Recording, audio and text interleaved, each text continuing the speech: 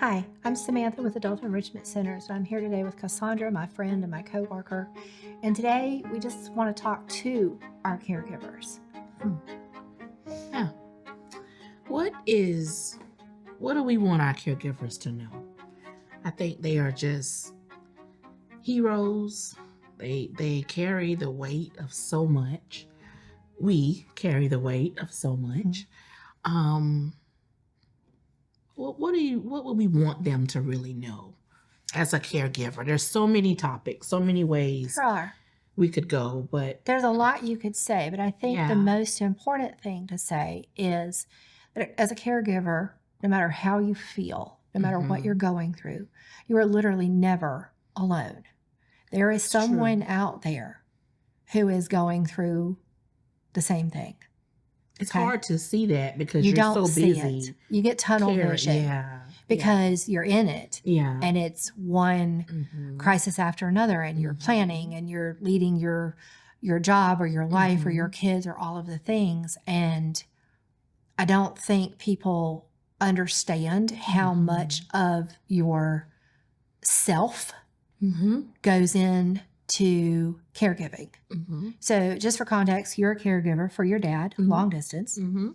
I'm a Mhm. caregiver for my dad. He Mhm. lives with me. Mhm. I've been a caregiver for what started with my grandparents, and then my brother, and then my mama, Mhm. who met Jesus 2 years ago, and now my Mhm. daddy.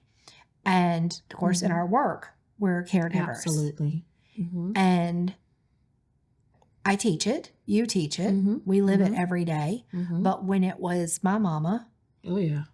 a lot of that teaching went out my window. Mhm. Yeah. Oh yeah. The things Yeah. that I know intellectually Exactly. and that I tell other people to do, I didn't Mhm. necessarily do. Mhm. Not consciously, just I think that's the heart of the caregiver. You get caught up, like you're in Yes. that moment. That is the caregiver. Like it is. And so I'm doing all of your logic Yeah. and your reason sometimes is focused on the person you're giving care to. Mhm. And you think, I'll deal with the other stuff later. Yeah. I'll deal with my health later. I'll deal with my grief later. I'll deal with XYZ later. Because today, the most important problem in the room is this. Right. And this is happening with my person. And so a lot of things get pushed to the side. And I mean, you hear it, there's support groups. Okay, well, I didn't have time to go to a support group. And I really wasn't super interested in going and sitting and talking about my feelings.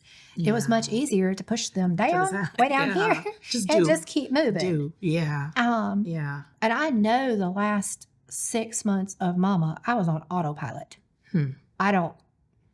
We went through Christmas at that time, and I really don't remember if we even had Christmas. Actually, the kids have pictures. I slept through Christmas. They opened presents, and I slept on the couch in a pile. I don't remember Christmas. Not in a sad way, but just I took a break from caregiving in the hospital and thought we'd have a good family. And as soon as I sat down and got warm and comfortable and the world was calm for 2 minutes, I fell asleep. So I don't remember. I think a lot of caregivers do that, and then we wake up and we jump right back into it. And you are on autopilot. You're doing all of the things. I was a wife, a mom, a grandma. I still had my dad to take care of. I was running to the hospital to take care of Mom. I was doing all the things. And I was going to work every day, like millions of caregivers. And you're in that cycle. And it is easy to think that you are in that cycle all alone. When in reality, if you just reached out to just one person, you'd realize you're not all alone. Why is it so hard? Why is it? Because we're human beings and we don't do that well. Why is that hard? Why is it? And, people would say, well, let me know if you need any help. Yeah. Well, what am I supposed to call and ask you to do? Go to the hospital at 3 a.m. when I got the call? So what I've learned is, and I actually wrote something after the time, that don't ask, what can I do? Just do it. You're asking me to make one more decision. When you say, what can I do to help you? I have to make a decision. And right at the moment, I don't have capacity to make one more decision. And so I just go, oh no, we're fine. And then Yeah. people, well-meaning people say, well, let me know if you need anything. Mm-hmm. Girl, I can't even start to tell you what I need. I need all the Yeah. things, but I All at can't once. enumerate Yeah. them right this Yeah. minute because Right. I'm on autopilot. And if is there a guilt of there me giving is, you my, yes. that's my mama, You know, if you've been caregiving for a couple of years, what Mhm. I've heard our caregivers tell us in Mhm. support groups and things is that they felt like their friends got tired of hearing about, Huh. you know, if I ask you, Mhm. how are you doing? And you actually tell me, how many times can I say that in a group before that social circle doesn't want to hang with me anymore? So we naturally hold that back and we don't share all of the things that we're going through. Oh, I can't relax because now they're with you. Yes. And I don't know. I can't relax. So many things. Yeah. So what can you do? What are some practical ways you can support a caregiver without asking them to make another decision or to tell you what they need when they can't? Just drop off dinner. Drop off a gift card.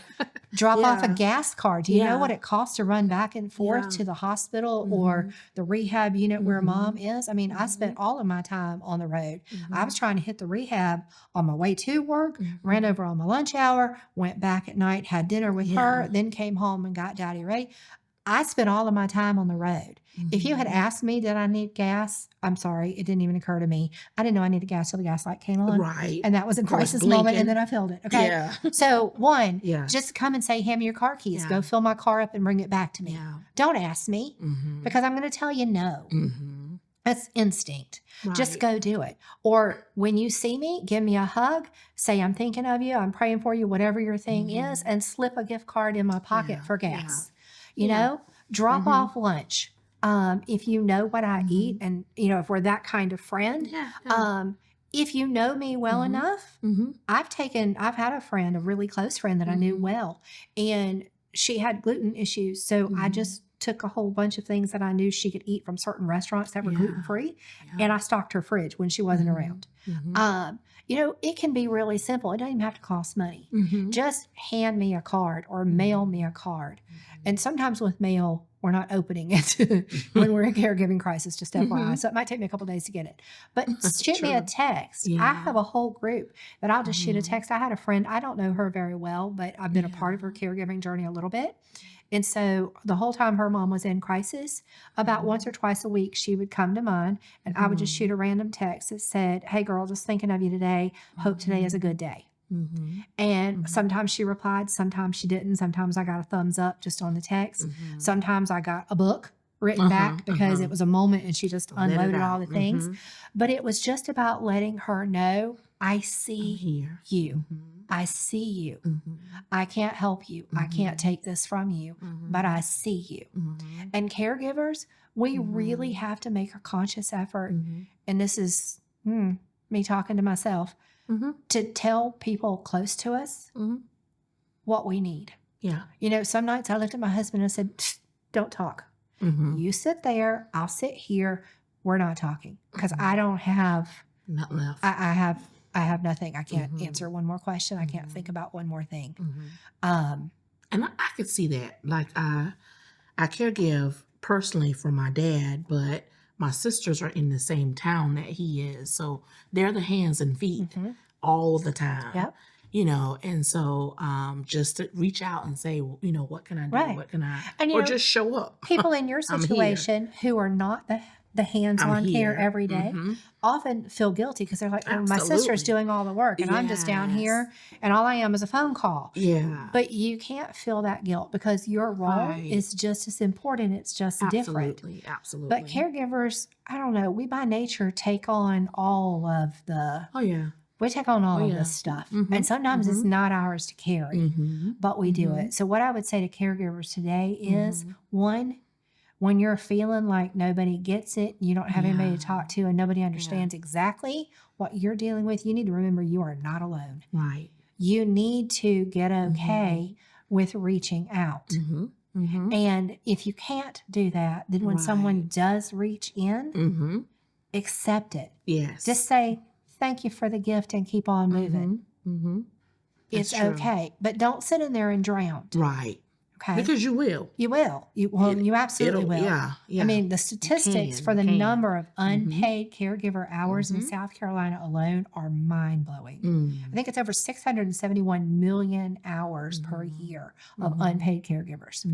There are over 219,000 unpaid caregivers in just the state of South Carolina. In Alzheimer's. It's a required job. It is. Someone has to do it, you know. So you do the best that you can. You give yourself grace for the days that you lost your temper and you didn't do it well, and you snapped when you wanted to be kind. You sleep when you can. Absolutely. You do try, and I say try because it always takes a back seat, to take care of yourself. Because you can't pour from an empty cup. That's you literally so true. Can't. I know that is hard to do because we don't see the time to go do the things for ourselves that we need to do. I mean, there are caregivers who have suffered from major chronic illness that went untreated because they did not think they had the capacity to go get the treatment themselves. I know a lady who put off, she was literally walking around, hobbling is more like it, bone-on-bone pain, but she could not take the time off to go get the needed knee surgery because it was like 6 weeks recovery. And who was going to take care of him while she was out for 6 weeks? If you're a caregiver and you're watching this video, one, we want you to know that we see you. We see the struggle, we see the sacrifice, we see the heart, we see you. And I want you to remember that you are never, ever alone. Reach out to one of us. Reach out to a neighbor, a friend, a church, someone. But don't struggle. Reach out and ask for the help that you need. And when you can't see your way out of it, just remember that there is somebody there who has walked this journey, and someone will be there for you now. You can learn more at our website, www.adultenrichmentcenters.org, or you can follow us on our YouTube channel. And to caregivers, we say thank you. Thank you.